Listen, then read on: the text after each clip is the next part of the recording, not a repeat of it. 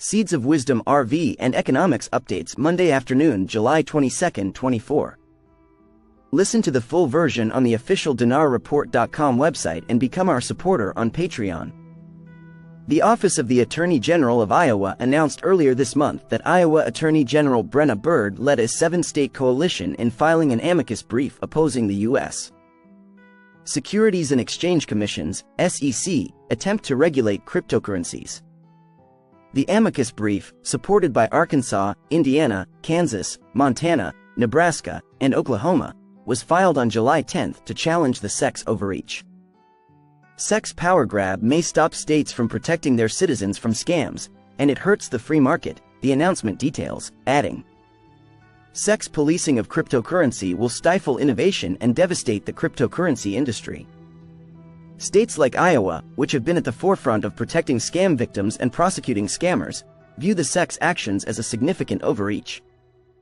The Biden SEC is trying to prevent states like Iowa from doing their job to hold robbers to the law and protect families from the dangers of cryptocurrency scams. This power grab will also hurt the free market and allow the SEC to take the regulatory reins over the cryptocurrency industry with no accountability, the announcement continues. Noting that the SEC's bypassing Congress to give itself new power is illegal, stifles innovation, and will let scammers off the hook, the Iowa Attorney General's office noted, emphasizing, the Biden SEC is attempting to abuse its power and put itself in charge of regulating cryptocurrency, bypassing state consumer protection laws.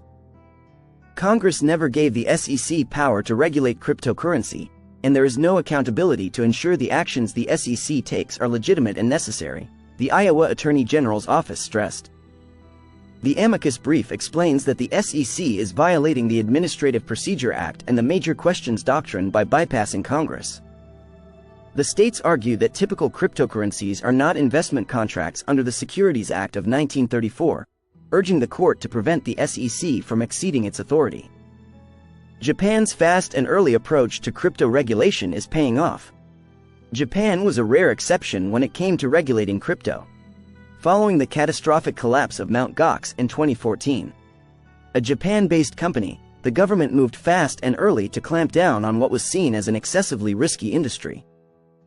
It introduced strict rules for operators, putting them under the oversight of the country's financial regulator.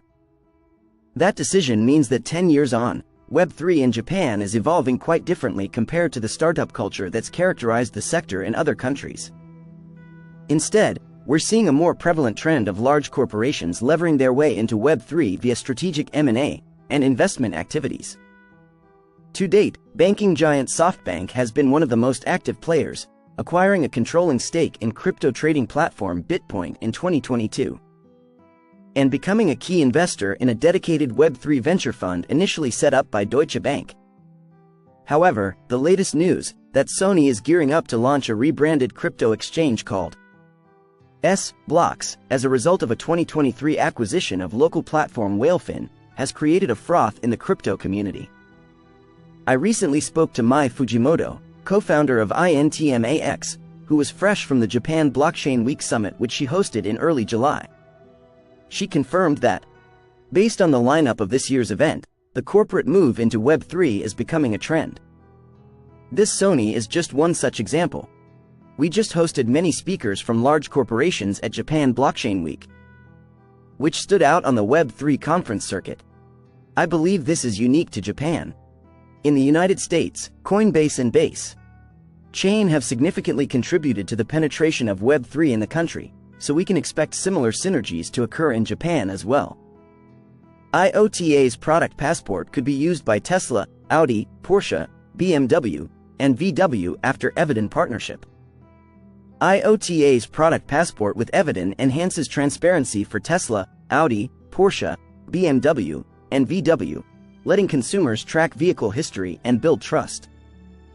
IOTA's digital product passports optimize production, maintenance, and recycling, improving supply chains for major automotive brands. When it comes to cutting-edge data solutions while securing privacy to the highest level, IOTA is at the forefront as highlighted in one of our previous coverages. According to the latest update from IOTA on the newly established partnership, the IOTA Foundation and Evident, a subsidiary of Autos, are collaborating on the Evident Digital Passport Solution, EDPS, which is powered by IOTA. EDPS is one of the first ready-to-use, DLT-based digital product passports, DPPs, on the market and the first at this scale to utilize IOTA technology. This upgrade provides detailed lifecycle information about products, enhancing transparency, traceability, and sustainability. Dominic Scheiner, co-founder and chair of the IOTA Foundation, stated, "This partnership leverages our unique joint benefits and creates a strong combination of capabilities, ready for the market to use. This is a long-term collaboration between Evident and the IOTA Foundation, and we will work closely together to explore further use cases in domains such as construction materials, textiles, and consumer electronics, amongst others. We expect millions of passports to be registered on the IOTA network by the end of the decade." IOTA and Evident enhancing transparency and traceability for major automakers. Evident, with leading positions in computing, security, AI, and digital platforms, provides expertise across various industries in more than 47 countries. Importantly, the collaboration with the IOTA Foundation is expected to significantly impact major automakers, including Tesla, Audi, Porsche, BMW, and Volkswagen. This partnership will enhance transparency and traceability throughout their supply chains, allowing consumers to track the origin and history of their vehicles, building trust in these brands. At the same time, manufacturers can optimize production processes, streamline maintenance, and improve recycling efforts. At the time of writing, IOTA is trading at $0.1769, with a decrease of 0.43% and a surge of 7.48% in the past week. What is a currency redenomination? Redenomination is the recalibration of a country's currency, typically due to hyperinflation and currency devaluation, whereby an old currency is exchanged for a new one at a fixed rate. Quote, "While significant inflation is the main reason for a country to redenominate its currency, other reasons include decimalization or joining a currency union. When redenomination occurs, old banknotes and coins are typically taken out of circulation and a new currency is issued. Sometimes, the old currency continues to circulate at a fixed value against the new notes." Quote, "When redenomination occurs, a new value is established for the new banknotes and coins.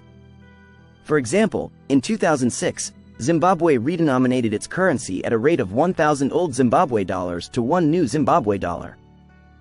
When hyperinflation is involved, redenomination becomes necessary because it requires too many old notes to facilitate commerce. Small bills essentially become useless if you need a wheelbarrow of them to buy a loaf of bread." Quote, "Probably the most famous redenomination has been the Zimbabwean dollar, which circulated in $100 trillion bills, the largest denomination of currency ever issued, thanks to an annual inflation rate of more than 231 million%. The Zimbabwe government redenominated its currency several times starting in 2006. In that year, the country's first currency reform was launched in an effort to contain inflation. The Zimbabwean dollar was redenominated at a rate of 1,000 to 1. In August 2008, the government launched another redenomination. Old notes could be exchanged for new ones at a rate of 10 billion to 1. Inflation continued unabated, and new issues of currency with staggering face amounts continued to appear. In January 2009, $10 trillion, $20 trillion, $50 trillion, and $100 trillion notes were issued. In February 2009, the government redenominated a third time. Old currency could be exchanged for new currency at a rate of 1 trillion to 1. By then, most people had quit the Zimbabwe dollar in favor of the US dollar and South African rand. Listen to the full version on the official dinarreport.com website and become our supporter on Patreon. Source: Dinar Recaps.